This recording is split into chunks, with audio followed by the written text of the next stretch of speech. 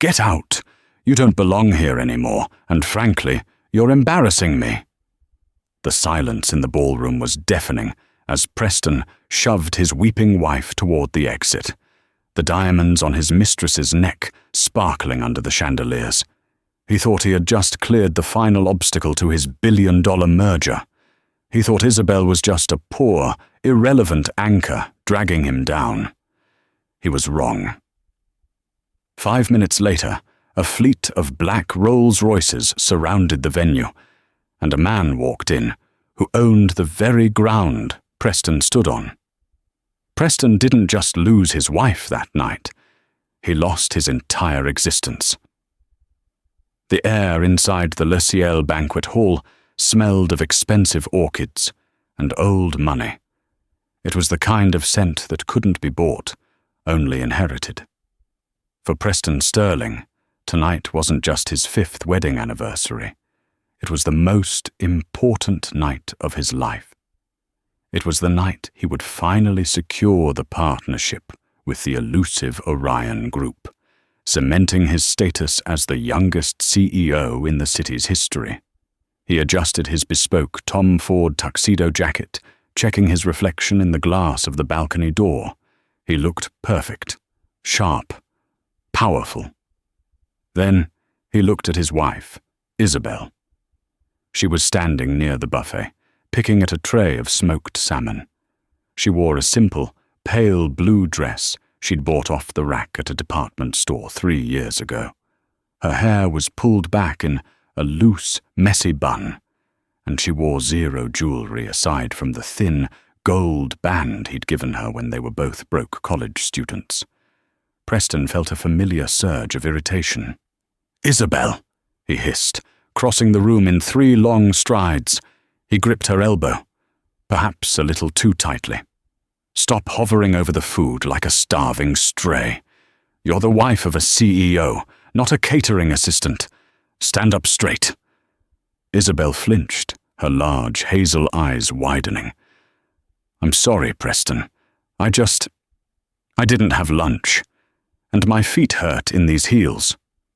"I don't care about your feet," Preston snapped, keeping his voice low but venomous. "Do you see the people in this room? That's Senator Higgins over there. The man by the bar is the VP of J.P. Morgan. And you look like—" He looked her up and down with open disgust. "Like a maid who got lost." "I tried my best, Preston," Isabel whispered, looking down. "You cancelled my appointment at the salon. You said we needed to save the money for the catering." "Because this party costs $50,000, Isabel. An investment in my future. Our future, if you could manage to look the part." He sighed, running a hand through his gelled hair. "Just go stand in the corner. Don't talk to anyone, especially not when the Orion representatives arrive. If you open your mouth and say something stupid about your little gardening hobby or your clearance rack dress, I swear to God, I won't embarrass you," she said softly. "You already are," he muttered, turning his back on her. Preston walked away, plastering a charming smile on his face as he greeted a group of investors. He was in his element here, schmoozing, laughing, projecting success. He had come from nothing, clawed his way up from a mid-level manager to the owner of a tech logistics firm that was on the verge of going global. He had shed his past. He had shed his old friends. The only thing left from his old life was Isabel. And lately, she felt less like a wife and more like a dead weight. Across the room, the double doors opened. The chatter didn't stop, but heads turned. A woman walked in. She was stunning, tall, wearing a crimson Versace gown that clung to every curve, with a diamond necklace that caught the light from every angle. It was Tiffany, Preston's executive assistant. She caught Preston's eye and winked. Preston felt a rush of adrenaline. Tiffany was everything Isabel wasn't. Cultured, sharp-tongued, ambitious, and undeniably expensive. She fit this world. She fit him.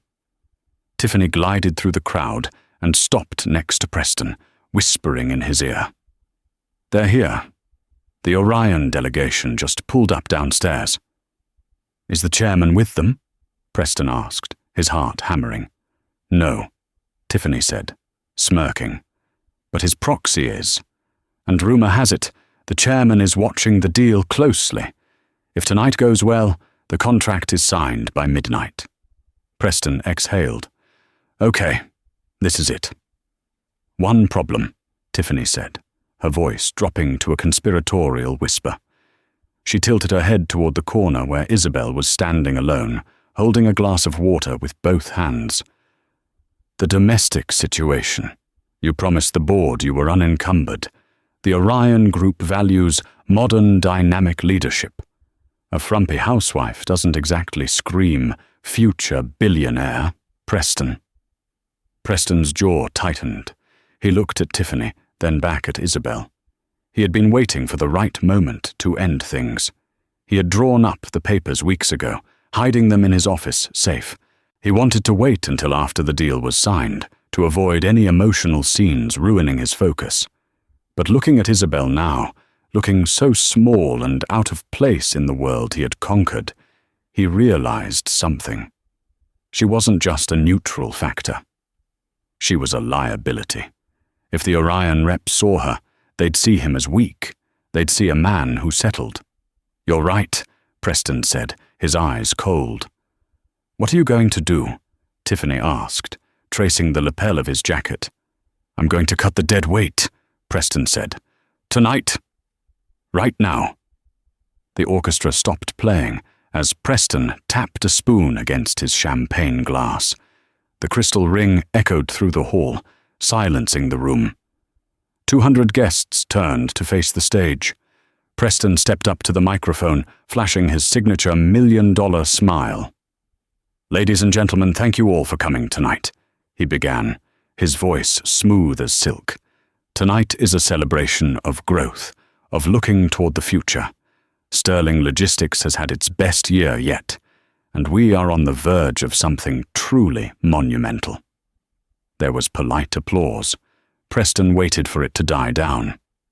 "But," he continued, his tone shifting to something more somber, "growth requires change. It requires shedding the things that hold us back. It requires honesty." Isabel looked up from her corner, confusion knitting her brow.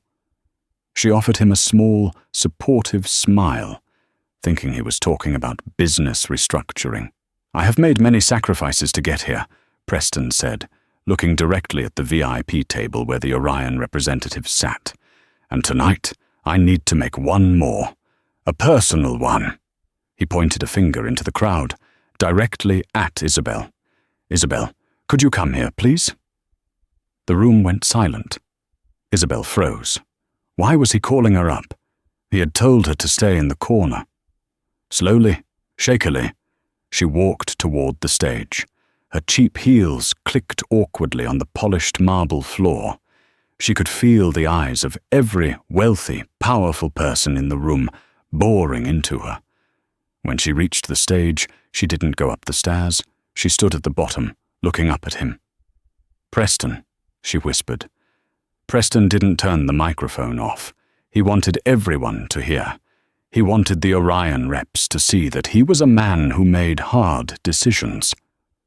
"Isabel," he said, his voice booming through the speakers. "We've been together for 5 years, and in those 5 years I have grown. I have built an empire. I have evolved." He paused, letting the tension build. "And you haven't." A gasp rippled through the crowd. Isabel's face went pale. "Preston, what are you doing?" "I'm doing what I should have done a year ago," Preston said coldly. "Look at you. You don't fit in my world, Isabel. You never did. You're an anchor. I'm trying to fly, and you're just dragging me down to the dirt." "Preston, please!" Isabel's voice cracked, tears welling in her eyes. "Not here. Please, not in front of everyone." "Why not here?" Preston laughed, a cruel, sharp sound. These are my people, my real family, the people who understand success. You understand coupons and clearance sales. He reached into his inner jacket pocket and pulled out a folded document. He tossed it down at her. The papers fluttered, landing at her feet. "Divorce papers," Preston announced to the room. "Signed and notarized. I'm freeing myself. I want you out, Isabel. Out of my house, out of my bank accounts, and out of my life." Tiffany stepped forward from the crowd, smirking as she stood next to the stage, crossing her arms. She looked like the queen of the chessboard, watching a pawn get flicked away. Isabel trembled, looking down at the papers. She didn't pick them up.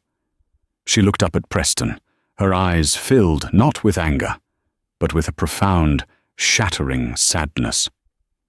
"Preston," she said, her voice gaining a surprising amount of steadiness, though it was quiet. "You don't know what you're doing. You don't know who I am."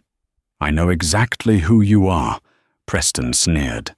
"You're a waitress I met at a diner, a nobody. And I am the CEO of Sterling Logistics. Now get out, before I have security drag you out." The room was paralyzed. It was brutal. It was cruel. But nobody moved. These were sharks. They respected power, even when it was ugly. Isabel looked around the room. She saw the pity in some eyes, the amusement in others. She saw Tiffany laughing behind her hand.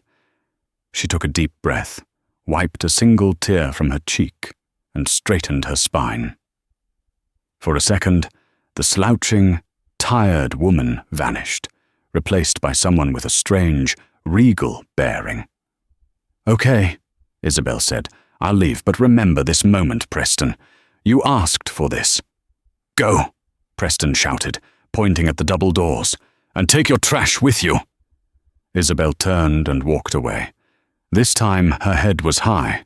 The crowd parted for her like the Red Sea, nobody wanting to touch the woman who had just been publicly destroyed.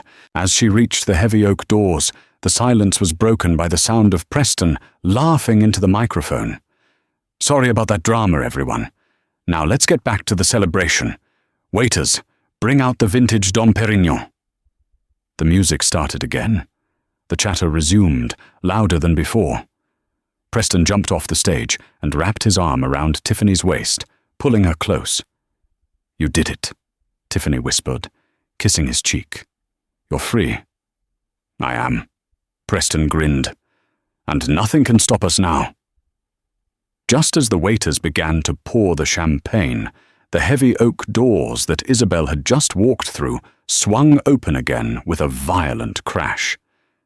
It wasn't Isabel. 3 men in dark suits, wearing earpieces, marched into the room. They didn't look like hotel security. They moved with military precision.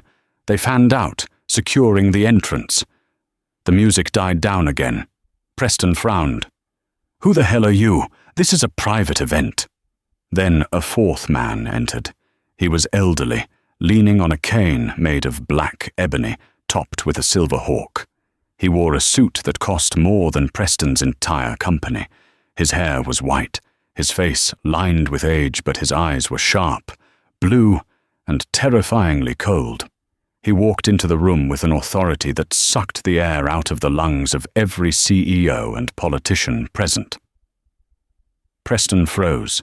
He recognized the face from the cover of Forbes, from the news, from the legends of Wall Street.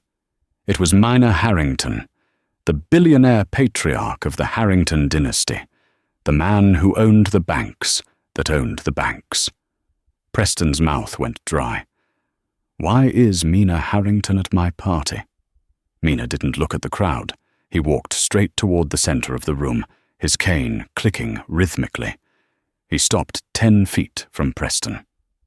"Mr. Harrington," Preston stammered, his arrogance instantly replaced by sycophancy. I am honored. Truly. I had no idea you were." Mina didn't speak to him.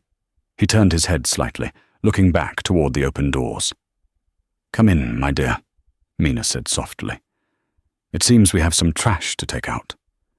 And then Isabel walked back in. But she wasn't alone. She was flanked by 2 more bodyguards, and she wasn't looking at the floor anymore. She was looking right at Preston. "Hello, husband," she said. Preston blinked, his brain struggling to process the visual information in front of him. Isabel, his frumpy, quiet, penny-pinching wife, was standing next to the most powerful man on the eastern seaboard.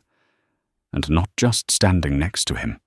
She was leaning into his side, and Mina Harrington's arm was wrapped protectively around her shoulders.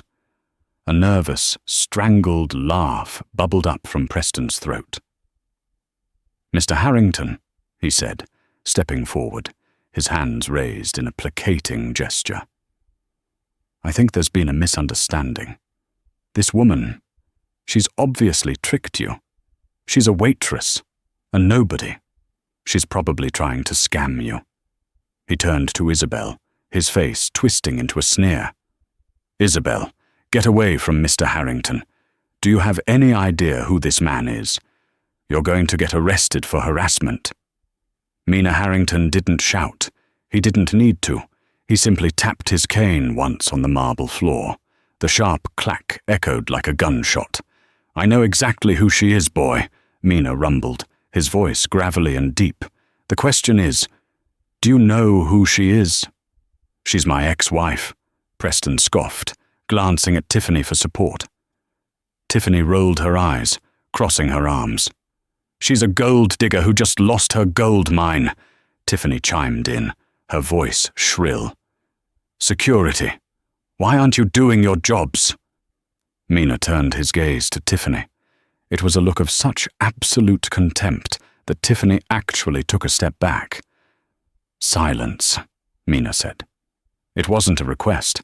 He turned back to Preston. "You call her a nobody. You call her a waitress. But for the last 25 years, she has been known to the world as Isabel Harrington, my only granddaughter, and the sole heir to the Harrington Empire." The silence that followed was absolute.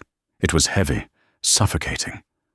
Preston felt the blood drain from his face. His knees actually buckled, and he had to grab the edge of a table to steady himself. "No," he whispered. That's impossible. Isabel Harrington is a myth. Everyone knows she lives in Europe. She was right in front of you," Mina said, "hiding in plain sight, looking for something money can't buy." Isabel stepped forward. The transformation was complete. Her posture was erect, her chin lifted. The shyness was gone, replaced by the icy composure of a woman raised in boardrooms and galas. "I wanted to know if a man could love me for me," Isabel said, her voice clear and strong. "Not for my grandfather's name, not for the billions in the trust fund. Just me. Isabel." She looked at Preston with a mixture of pity and disgust. "So I left the estate. I used my middle name. I got a job at that diner. I met you, and when we fell in love, or when I thought we fell in love, I believed I had found it. I believed you were different. I, Preston stammered, sweat beading on his forehead. His mind was racing. Billions? Trust fund? Harrington Empire? Isabel, baby, wait. I didn't know. If I had known, if you had known, you would have treated me like a queen," Isabel finished for him. "But that's the point, Preston. You didn't treat me like a human being until you thought I had value.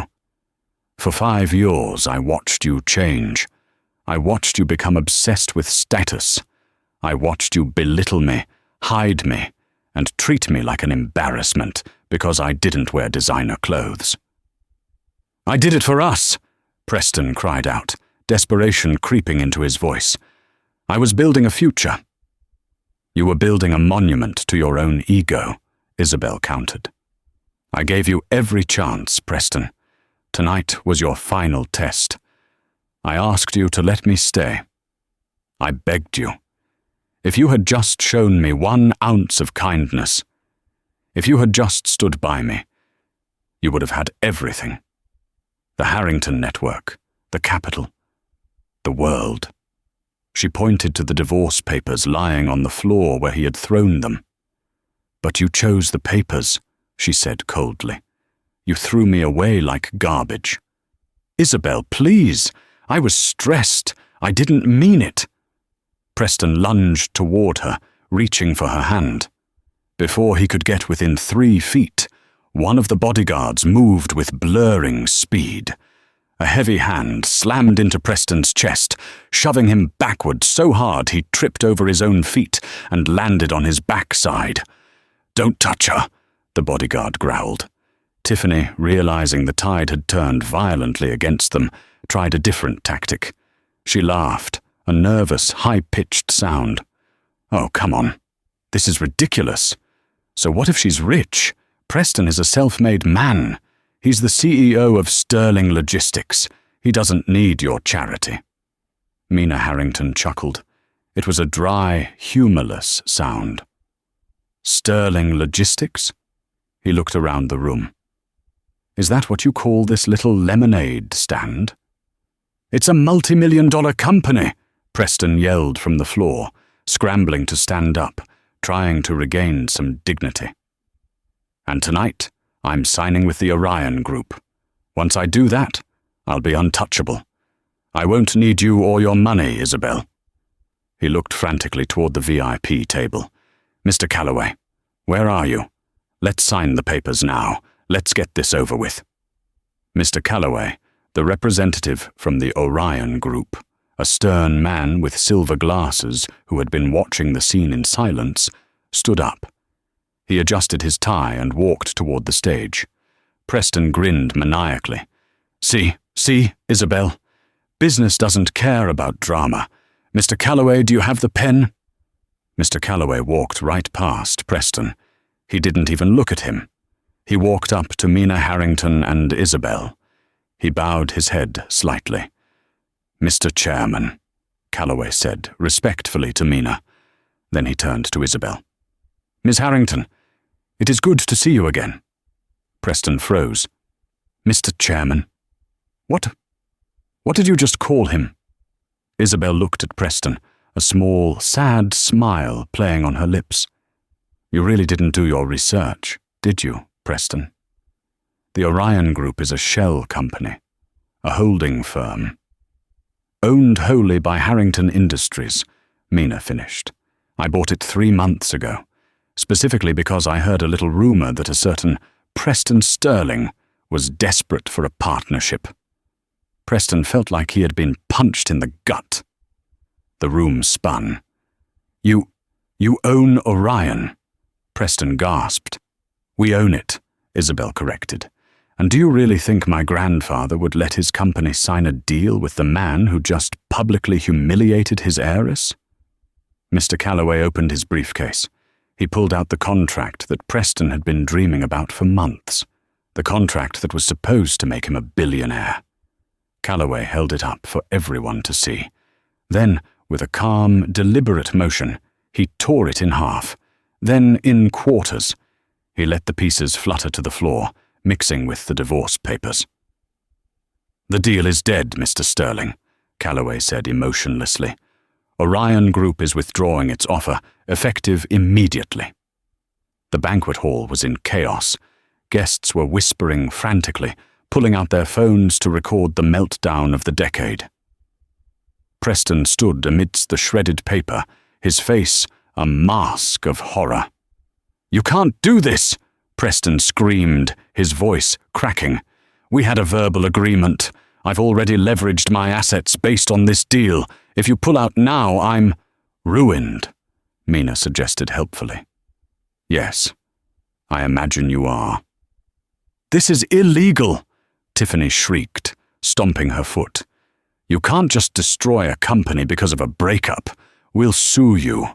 We'll sue you for everything you have." Mina looked at Tiffany as if she were a buzzing insect.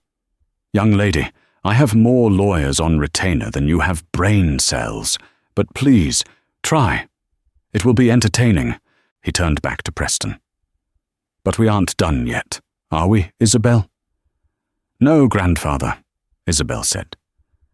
She walked over to the buffet table, the same one Preston had scolded her for hovering over earlier, and picked up a glass of wine. She took a sip, looking relaxed for the first time all night. Preston, do you remember the loan you took out to expand the warehouse district? The $12 million line of credit? Preston swallowed hard. From City National Bank. Yes. What about it? Who do you think sits on the board of City National? Isabel asked. Preston's eyes widened. No. My uncle sits on the board, Isabel said. And I believe there's a clause in your loan agreement. Clause 4B. The bank reserves the right to recall the full amount of the loan immediately if the borrower's creditworthiness is deemed unstable. She gestured around the room. Losing the Orion deal. Being publicly disgraced, I'd say that makes you very unstable. Mina pulled a phone from his pocket. I made a call 5 minutes ago. The bank has officially frozen your business accounts and recalled the loan. You have 24 hours to pay back $12 million, Preston. Do you have $12 million? Preston couldn't breathe. He didn't have 12 million. He didn't even have 1 million liquid. Everything was tied up in stock, in the expansion, in the lifestyle he was trying to project. My investors, Preston gasped. Senator Higgins, you're still with me, right? We have history. He looked toward the table where the senator sat. Senator Higgins, a man who always backed a winner, slowly stood up. He buttoned his jacket. Preston, the senator said, his voice carrying across the silent room. I think it's best if we dissolve our association. I can't be seen supporting a man with such poor judgment. The senator nodded respectfully to Mina Harrington and walked out. One by one, the other investors stood up. The VP of J.P. Morgan, the tech angels. They all turned their backs on Preston and walked toward the exit or toward Mina to offer their apologies. Preston watched his empire evaporate in real time. It wasn't taking days or weeks. It was taking minutes. Isabel, stop this! Preston fell to his knees. It wasn't a figure of speech anymore. He was physically on his knees in the middle of the ballroom. I'm sorry. I'm so sorry. I love you. I've always loved you. Tiffany meant nothing to me. She seduced me. Excuse me? Tiffany yelled, smacking Preston on the shoulder. You told me you loved me this morning. You told me Isabel was a pathetic cow. Shut up! Preston roared at her, shoving her away. He crawled toward Isabel. Izzy, please, we're married. We're husband and wife. You can't destroy your own husband. Isabel looked down at him. Her eyes were dry. The love that had been there for 5 years was gone, extinguished by his cruelty. Actually, she said, reaching into her purse. She pulled out a pen. We aren't husband and wife anymore. She walked over to the divorce papers on the floor. She knelt down, not to comfort him, but to retrieve the document. She placed it on a nearby table, signed it with a flourish, and tossed it back at him. You wanted a divorce, Preston, she said. You got it. I am granting you exactly what you asked for. Total freedom. You are free from me, and I am free from your debts. Debts, Preston whispered. Oh, I forgot to mention, Isabel said, tapping her chin. This party? The $50,000 you spent to impress everyone? You put it on the company card, didn't you? The card that is now frozen. She turned to the hotel manager, who was standing by the door, looking anxious. Mr. Henderson, Isabel called out. Has Mr. Sterling paid the bill for tonight yet? No, Ms. Harrington, the manager said nervously. The card was declined 10 minutes ago.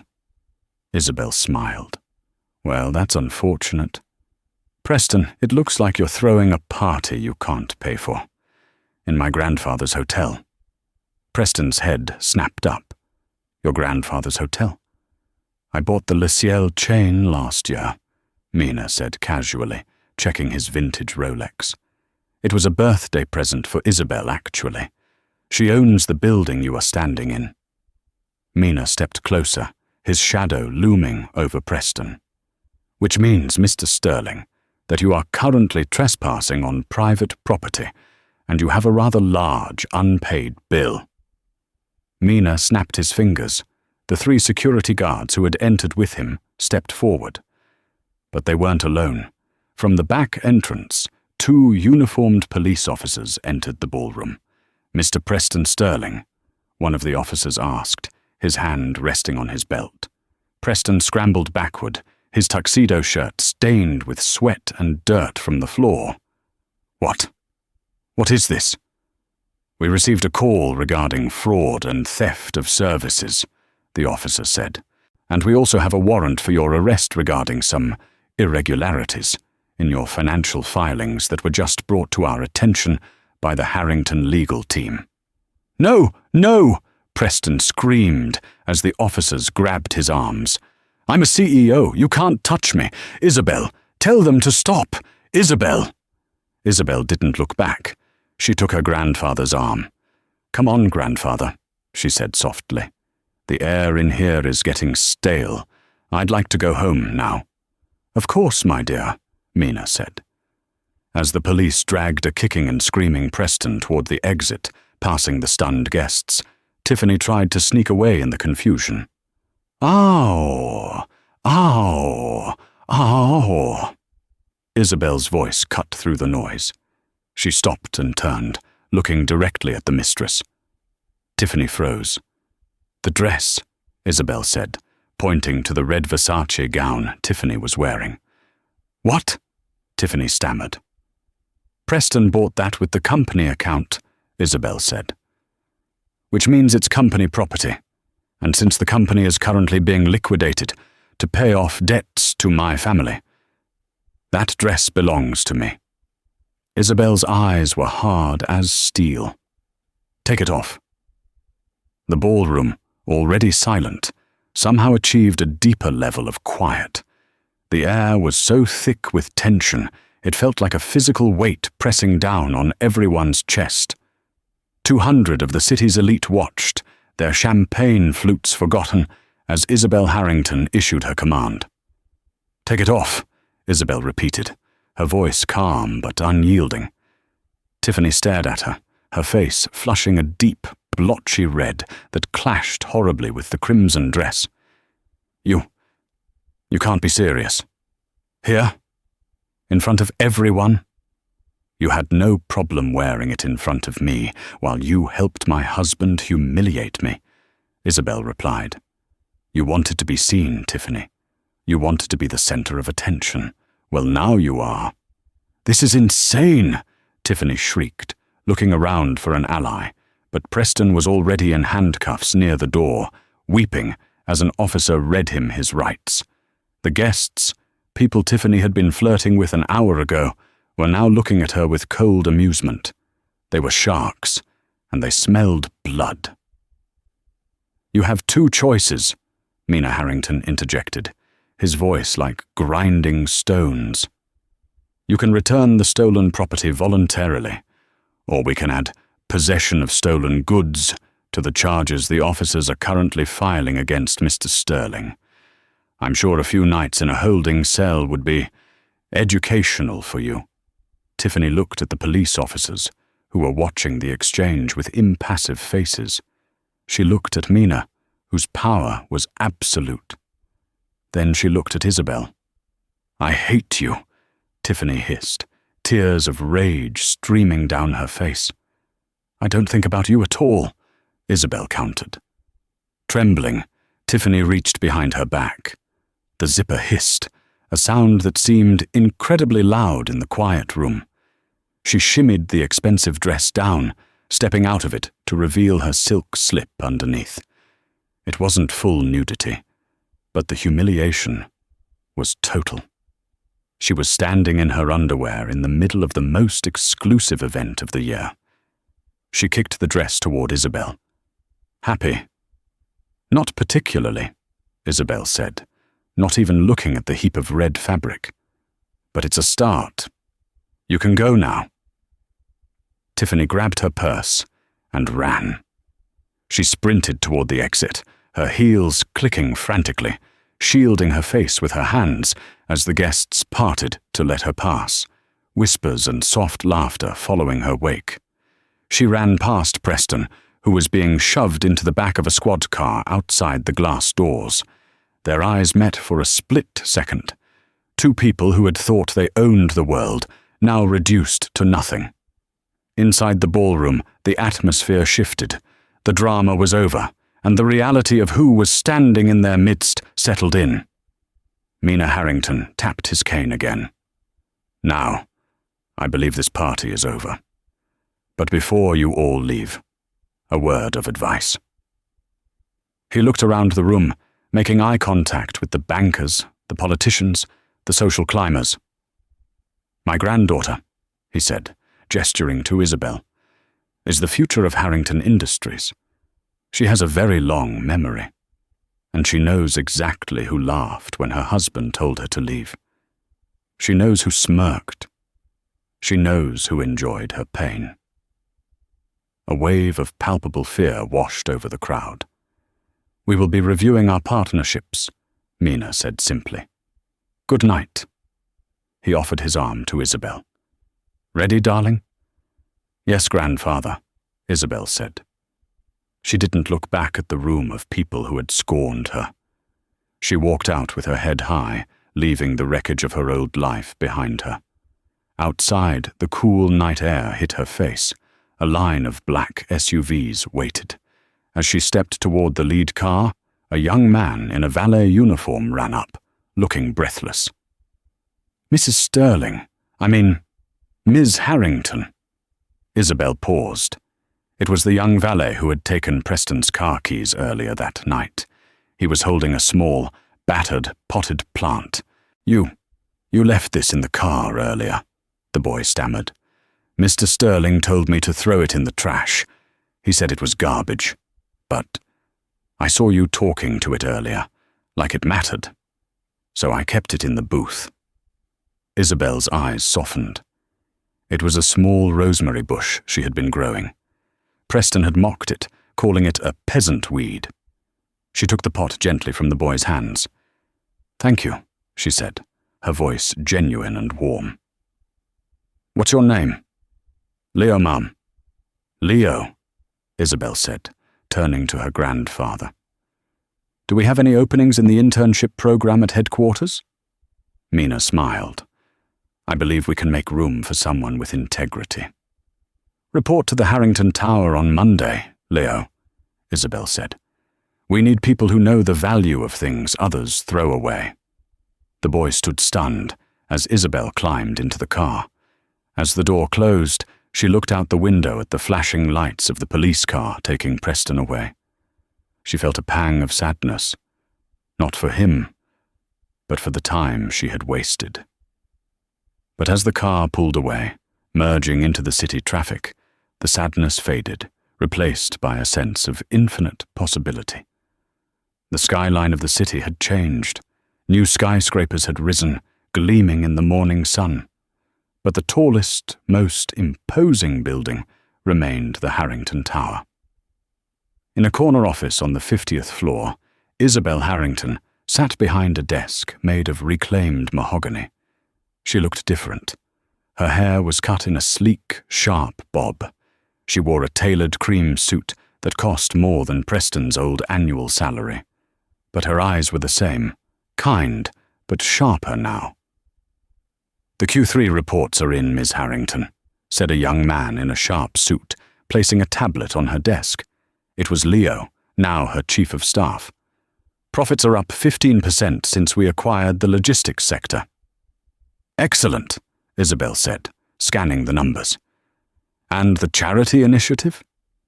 The Second Chance program is fully funded, Leo confirmed. We've helped 400 women get back on their feet after divorce or financial abuse this year alone. Isabel smiled. Good. Keep it expanding. There is One more thing, Leo said, hesitating slightly. We received a letter from the state penitentiary. Isabel's hand paused over the screen. She didn't look up. From whom? Inmate 78402, Preston Sterling. Isabel set the pen down. She swiveled her chair to look out the window at the city below. Read it. Leo cleared his throat and opened the envelope. Dear Isabel, they tell me I'm up for parole in 6 months. I've had a lot of time to think in here. I think about the night at Le Ciel every day. I replay it in my head, trying to find the moment where I went wrong. But I know now that I went wrong the day I met you. Not because I met you, but because I didn't see you. I don't want money. I know I'll never have that again. I don't want forgiveness, because I don't deserve it. I just wanted you to know that the man who walked into this cell is dead. I'm just Preston now. I have nothing. And I know now that when I had you, I had everything. I saw your picture in the paper yesterday. You look happy. That's all I ever should have wanted. Goodbye, Preston. Leo lowered the letter. Do you want to reply? Isabel looked at the city. She remembered the girl in the cheap dress, holding a glass of water, terrified of embarrassing her husband. That girl felt like a stranger now. No, Isabel said softly. File it. Yes, ma'am. Actually, Leo, she added, send a reply to the parole board. Tell them that Harrington Industries has no objection to his release. Are you sure? He's not a threat anymore, Leo, Isabel said, standing up and walking to the window. He's just a lesson I've already learned. Just then, the office door opened. A man walked in. He was tall, with kind eyes, and a smile that reached them. He wasn't a billionaire. He was a doctor, a pediatric surgeon Isabel had met a year ago at a charity gala. He didn't care about her money. Half the time, he tried to pay for dinner, even though she made his annual salary in an hour. Ready for lunch? He asked. I found this great little taco truck. Plastic chairs, paper plates, total dive. Isabel laughed. It was a sound of pure freedom. I'd love that, Michael, but I'm driving. Deal. Isabel grabbed her purse. As she walked out of the office, she passed a small table by the door. On it sat a rosemary bush, large and thriving, its scent filling the room. She brushed her fingers against its leaves as she passed. She walked out of the Harrington Tower, hand in hand with a man who loved her, heading toward a taco truck, leaving the ghosts of the past, locked away in file cabinets and prison cells where they belonged. The rain in the city didn't wash things clean. It just made the grime slicker. 6 months had passed since the catastrophe at the Le Ciel banquet hall. To the world, the scandal of Preston Sterling was already fading news, replaced by the next celebrity divorce or corporate merger. But for the people left in the blast radius, the wreckage was still smoking. In a cramped, fluorescent-lit break room of Dino's diner, Tiffany stared at her reflection in a cracked mirror. The woman staring back looked 10 years older than the one who had worn Versace on that fateful night. Her hair, once professionally highlighted every 3 weeks, was now pulled back in a fraying elastic band, showing dark roots. The cheap polyester uniform chafed her neck. Tiffany, order up on table 4. The manager, a man named Rick, who smelled permanently of onions, shouted from the kitchen, Stop preening and move it.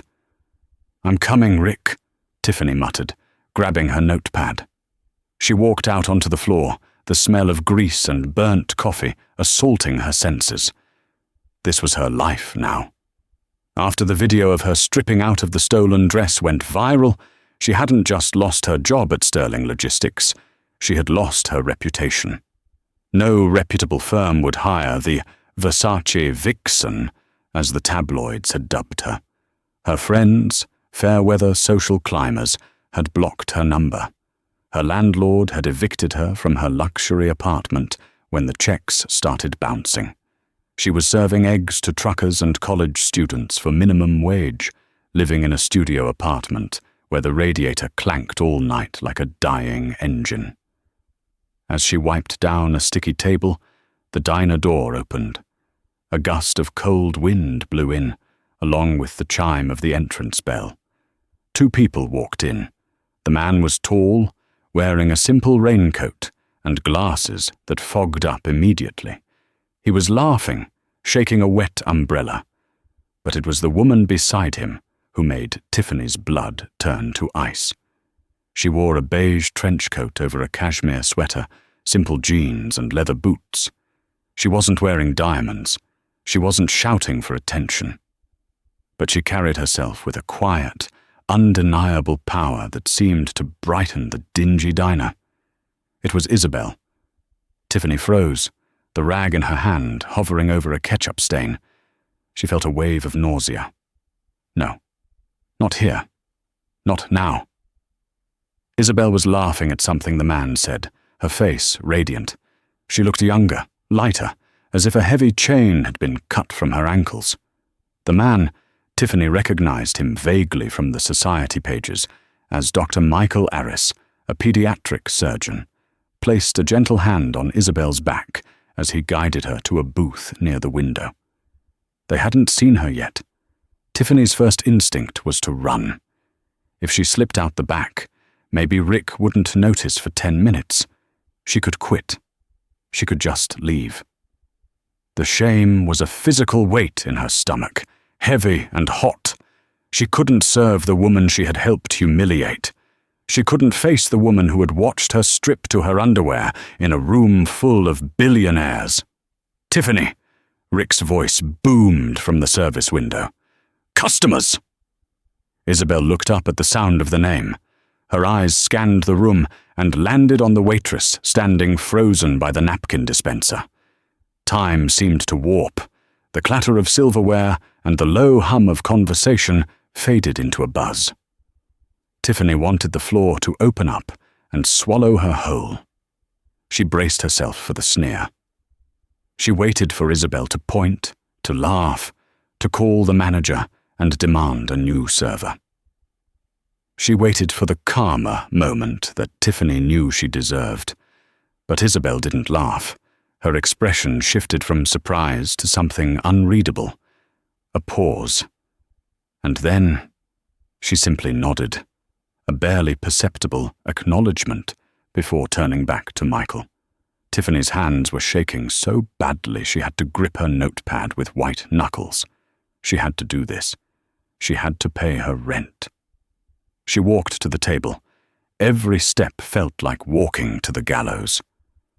"Welcome to Dino's," Tiffany said, her voice sounding thin and brittle to her own ears. She refused to look up from her pad. Can I get you started with drinks?" "I'll have a black coffee, please," Michael said, his voice kind. He didn't seem to recognize her. Why would he? To men like him, women like Tiffany were invisible unless they were useful. "And for you?" Tiffany asked the notepad. "Chamomile tea if you have it," Isabel said. "If not, hot water with lemon is fine." "We have tea," Tiffany whispered. She turned to flee, but Isabel's voice stopped her. "How are you, Tiffany?" It wasn't sarcastic. It wasn't taunting. It was a genuine question. Tiffany stopped. She slowly lifted her head. Isabel was looking at her, really looking at her. There was no pity in her eyes. Pity would have been worse, but there was a calm detachment. "I'm fantastic," Tiffany snapped, her defense mechanisms kicking in automatically. "Living the dream, as you can see." Michael looked between them, sensing the tension. "You two know each other?" "We used to work together," Isabel said simply. "A long time ago." "Yeah." Tiffany let out a sharp, bitter laugh. "I was the secretary. She was the boss's wife." "Ex-wife," Isabel corrected gently. "Right. Ex." Tiffany shifted her weight, the shame curling into anger. "Are you here to gloat? Is that it? Did you track me down to see how far I've fallen? Because if you're waiting for me to cry, you're going to be waiting a long time." Isabel sighed. She clasped her hands on the table. "Tiffany, I didn't know you worked here. We just came in out of the rain." "Sure," Tiffany spat. "Just a coincidence. The billionaire heiress eating at a greasy spoon." "The food is good here," Isabel said, ignoring the venom. "And I'm not here to gloat. I don't think about you, Tiffany. I haven't thought about you in months." The words hit Tiffany harder than any insult could have. Indifference. It was the ultimate power move. Tiffany had spent months hating Isabel, blaming her for every misfortune, letting the hatred rot her from the inside out. And Isabel? Isabel had simply moved on. "Must be nice," Tiffany muttered, "to just erase people." "I didn't erase you," Isabel said. "You erased yourself. You chose your side. You chose the money, the status, the cruelty. You gambled, Tiffany. And you lost. That's not my fault. That's yours." Tiffany opened her mouth to argue, but the words died in her throat. Because it was true. Nobody had forced her to mock Isabel. Nobody had forced her to help Preston hide assets. She had done it because she thought she was backing the winner. "I'll get your tea," Tiffany said, her voice hollow. She retreated to the kitchen, her hands trembling as she poured the hot water. She watched them through the service window. They looked happy. Normal. Isabel wasn't acting like a queen. She was just a woman having lunch. When Tiffany returned with the drinks, she placed them down silently. "Thank you," Michael said. Tiffany hesitated. "He wrote to you, didn't he?" "Preston." Isabel paused, her cup halfway to her lips. She set it down. "He did." "He writes to me, too," Tiffany said, her voice dropping to a whisper. "Begging for money. Asking me to sell things he thinks I still have. He doesn't know I sold it all months ago just to eat." She looked at Isabel, her eyes burning with unshed tears. "He blames you, you know, in the letters. He says you tricked us." "I know what he says," Isabel replied calmly. "Preston never took responsibility for anything in his life. That's why he is where he is. And that's why you are where you are, Tiffany. Because you listened to a man who blamed the world for his own failures." "I have nothing," Tiffany confessed, the words tumbling out before she could stop them. "No degree, no references, no money. I'm 30 years old and I'm a waitress in a dive." Isabel took a sip of her tea. She looked at Tiffany, really looked at her, and saw the fear behind the bravado. "You have your freedom," Isabel said. "Preston is in a cell. You are standing here. You can walk out that door whenever you want. You can start over. It's hard, yes. But it's not impossible." "Easy for you to say," Tiffany scoffed. "You have billions." "I had billions when I was working at the diner where I met Preston," Isabel said quietly. "And I was miserable because I was hiding. You're miserable because you're still looking backward. You're still mourning a life that was fake to begin with." Isabel reached into her purse. She pulled out a business card. It wasn't for Harrington Industries. It was for a small, local staffing agency. "They help women get back into the workforce," Isabel said, sliding the card across the table. "Legitimate work, office admin, reception, entry level but real. They don't care about your past, only your skills." Tiffany stared at the card. "Why? After everything I did to you?" "Because," Isabel said, meeting her eyes, "hating you takes too much energy. And frankly, I'm too busy being happy." Tiffany hesitated, then slowly reached out and took the card. Her fingers brushed against the crisp paper. It felt like a lifeline.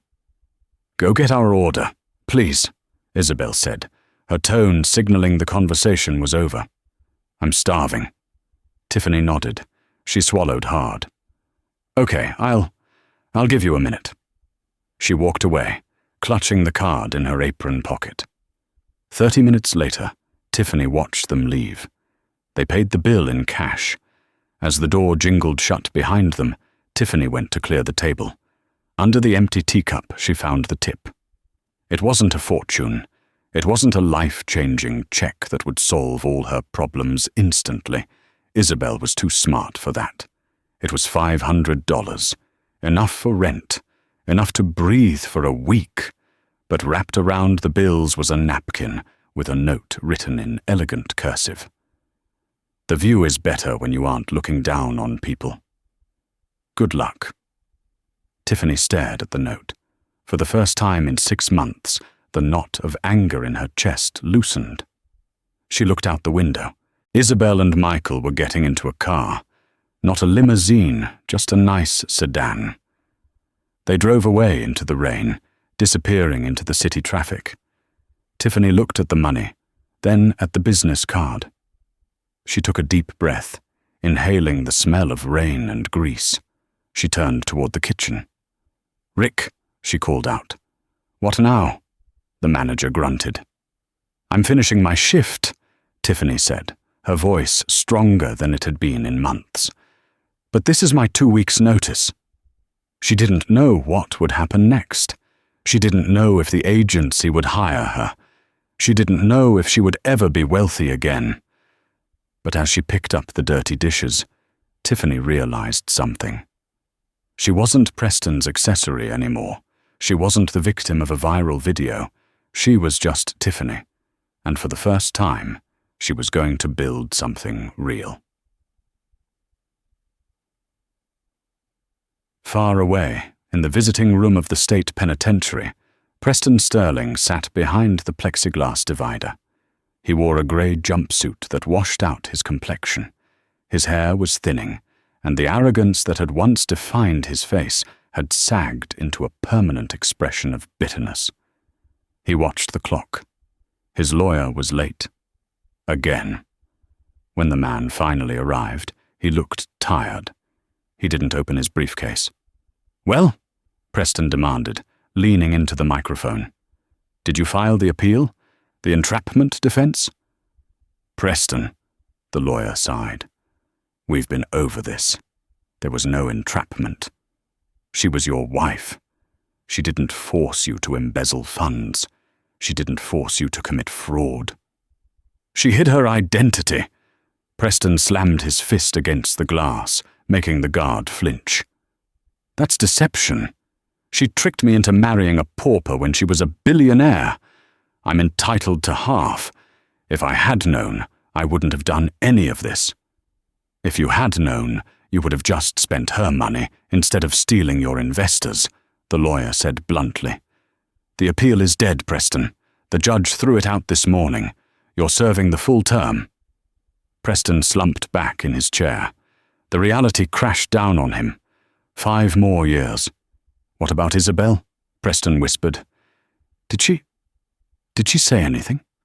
Did she ask about me?" The lawyer hesitated. He began to pack up his things. "I spoke to her legal team." "And?" Preston's eyes lit up with a pathetic spark of hope. "She sent a message." "What is it? Does she want to visit?" "No," the lawyer said.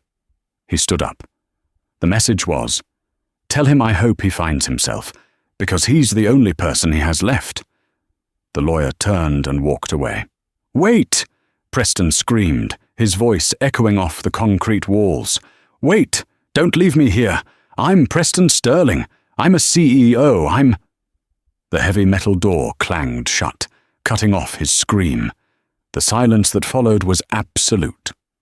Preston sat alone in the grey room, staring at his reflection in the plexiglass.